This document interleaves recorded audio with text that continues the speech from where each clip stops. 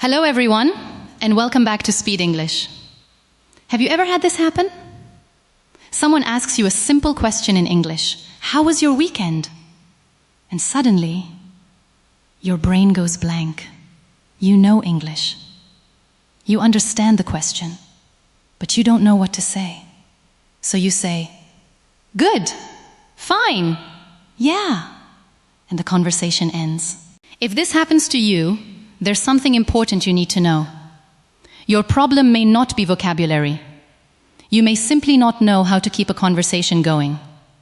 Today, I'm going to show you a simple method that can help you answer questions faster, give longer answers, and keep conversations going naturally. Let's begin. Step 1. Stop trying to create the perfect answer. This is one of the biggest problems English learners have. Someone asks, "What did you do yesterday?" And you start thinking, what's the perfect sentence? Which words should I use? Is my grammar correct? While you're thinking, the conversation becomes uncomfortable. Instead, give yourself permission to use simple English. For example, I stayed home. That's enough. Then add one more detail. I stayed home and watched a movie. Then another. It was actually a really good movie. You don't need a perfect answer. You just need to start. Step 2. Use the answer plus detail method. This is one of the easiest ways to make your answers longer. Someone asks, "Do you like coffee?" Don't just say, "Yes." Say, "Yeah, I do. I usually drink it in the morning." That's it. Answer, then add a detail. Let's try another one. Do you like traveling? Yeah, I love traveling. I especially like visiting new places and trying different food. Simple, natural, and much better than yes. Step 3, add a reason. If you don't know what to say next, give a reason. For example, do you like your job? Yeah, I do. I like it because I get to meet different people. Do you like watching movies? Yes. I enjoy movies because they help me relax. Do you like learning English? Yes, because I want to communicate with more people. The word because is extremely useful. It gives your brain a simple way to continue speaking. Step 4, add an example. Another powerful trick is to give an example. Imagine someone asks, "What kind of music do you like?" You can say, "I like pop music." But you can continue, "I like pop music. For example, I listen to it when I'm driving." Now your answer sounds more complete. You can use phrases like, for example, especially, like. One example is, these small phrases help you keep talking. Step 5, talk about your experience. When you're stuck, talk about something you've experienced.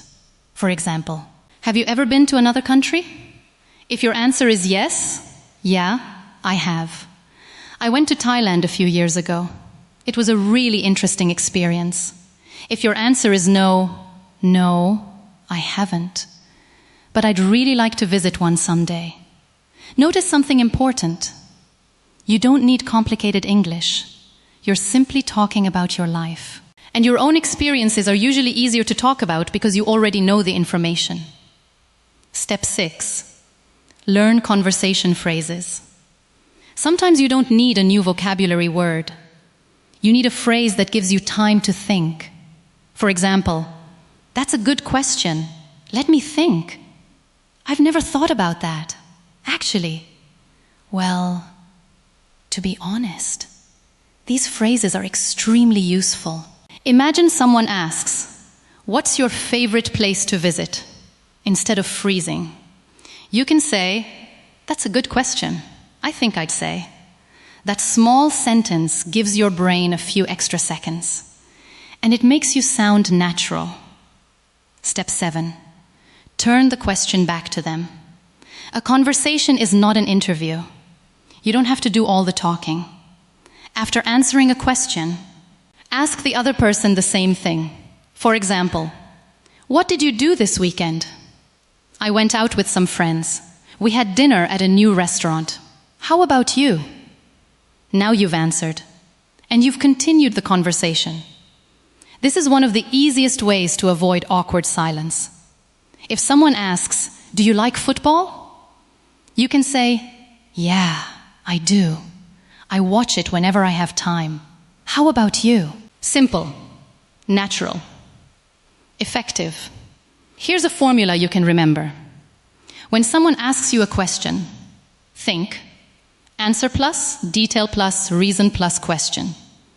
You don't always need all four, but this formula gives you something to work with. For example, do you like cooking? Yeah, I do.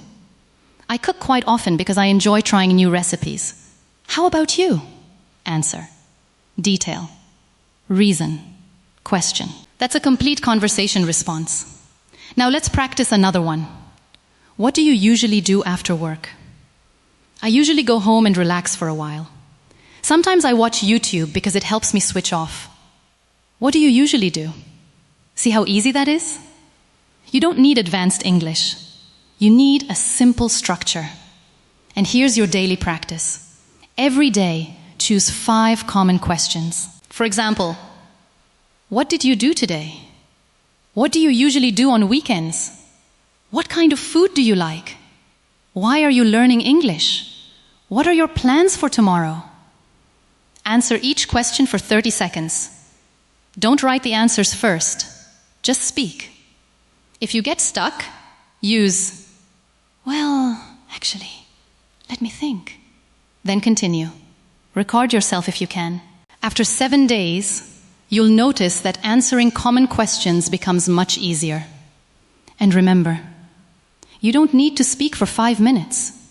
Start with 30 seconds, then 1 minute, then longer. Build your speaking ability gradually. So the next time someone asks you a question in English, don't search for the perfect answer. Just start with a simple answer. Then add a detail. Give a reason. Give an example. And ask a question back. That's how you keep English conversations alive. Remember, fluency isn't about knowing what to say every time. It's about knowing how to continue when you don't know what to say. So here's your challenge. Today, answer this question for 30 seconds. What do you usually do on weekends? Don't write it. Don't translate it. Just speak. And if you make a mistake, keep going. Because every time you continue speaking instead of stopping, you're training your brain to become more fluent. If this video helped you, tell me in the comments. What's the hardest English question for you to answer? And don't forget to like this video, subscribe to Speed English, and turn on the notification bell for more practical English speaking lessons. Keep speaking. Keep the conversation going. And I'll see you in the next video.